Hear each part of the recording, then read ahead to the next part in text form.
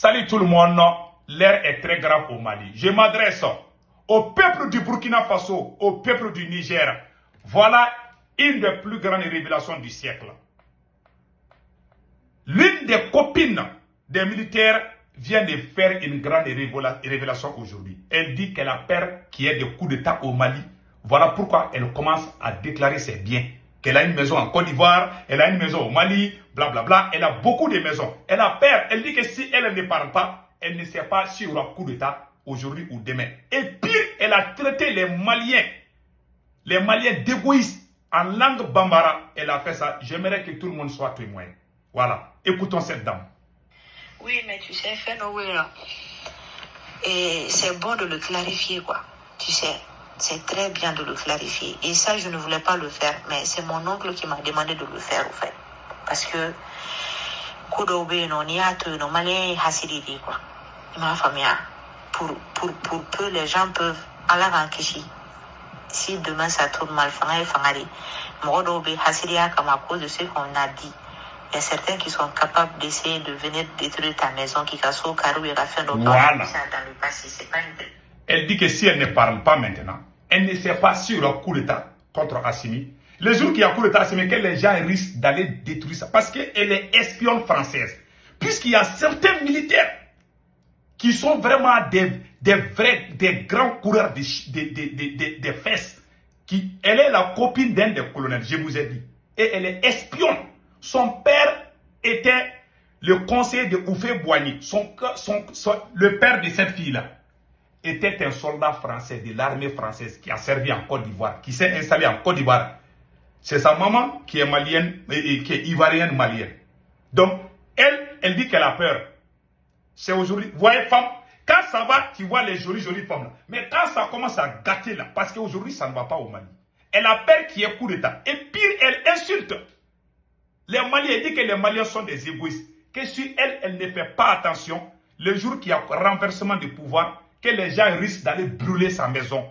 Elle dit que la maison qu'elle a au Mali là, que ce n'est pas les colonels qui ont acheté pour elle. Que c'est son père qui a acheté la maison qu'elle a en Côte d'Ivoire. Donc, il ne faut pas que les gens vont venir. Donc, ça veut dire pourquoi elle s'inquiète. Pourquoi elle s'inquiète s'il y aura coup d'État ou pas au Mali.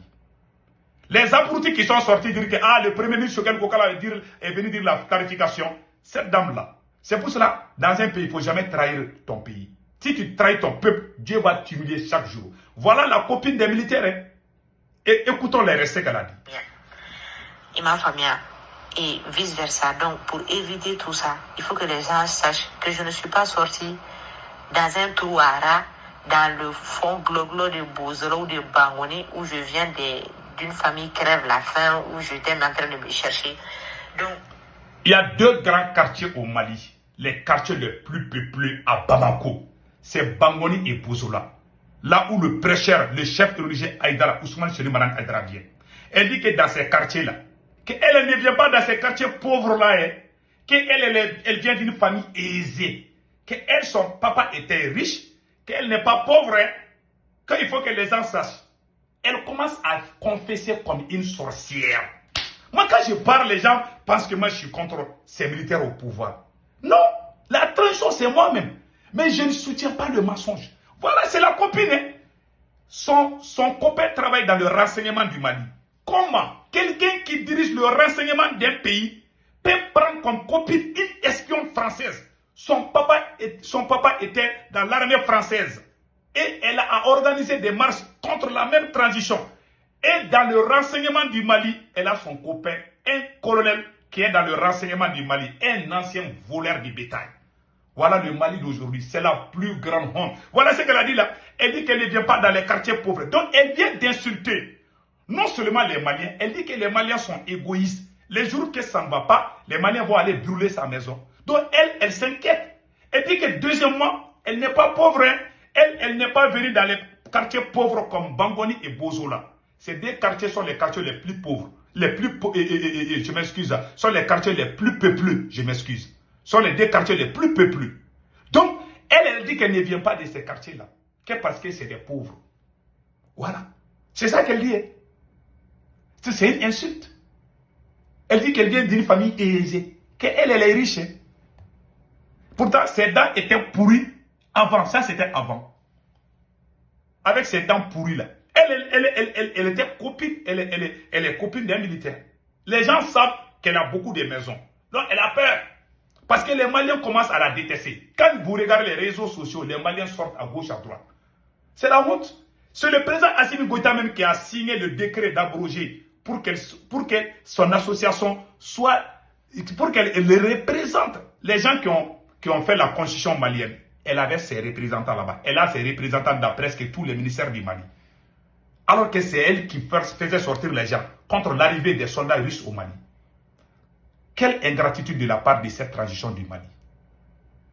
Celle-là est un danger pour même toute la l'AES. Écoutons les restes. Il faut que au Kalama, quoi. Et les biens que j'ai aujourd'hui, grâce à mon héritage en Côte d'Ivoire, tôt ou tard, Bobeka Kalama. Et les gens vont penser que transition, transition n'est que immeuble Babolo.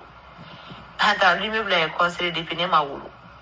C'est même un immeuble qui a été réhabilité il y a 4-5 ans. Parce que c'est un immeuble qui a été construit bien avant. Et c'est au cœur du plateau, bien avant ma naissance, par mon père. J'ai des terres d'EVA en héritage. Bon, où il y a beau au Malien Badé de Côte d'Ivoire. À partir de maintenant, les gens vont chercher à savoir ce que j'ai, ce que je n'ai pas. Malien de Tindori. Et en cherchant ça, ils vont aller voir des trucs. Ils vont dire, donc dès maintenant, il faut que j'éclaircisse pour dire que moi là, je ne suis pas fantandien. Il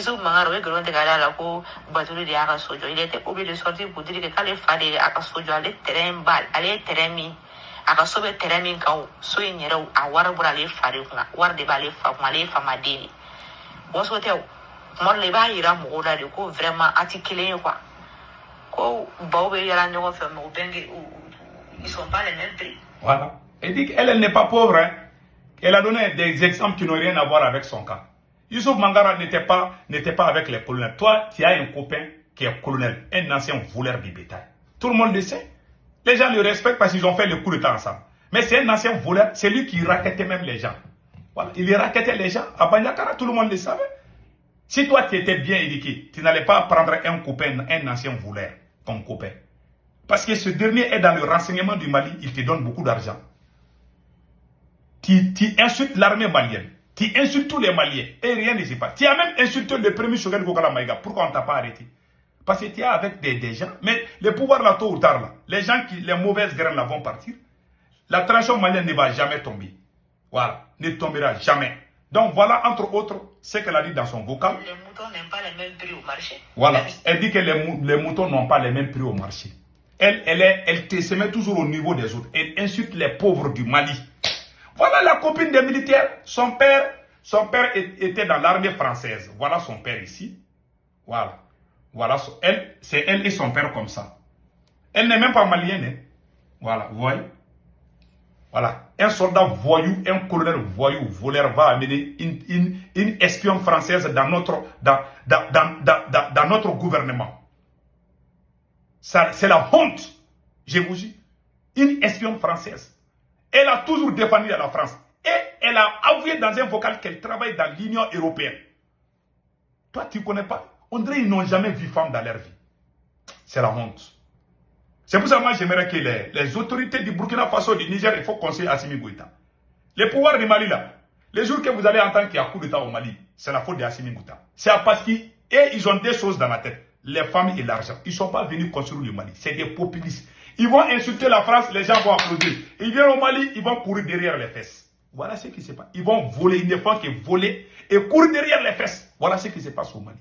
Celle-là, elle travaille avec ces trois colonels. Colonel Ablaye Maïga, colonel Modibo Kone et colonel Ismaël Ouagui.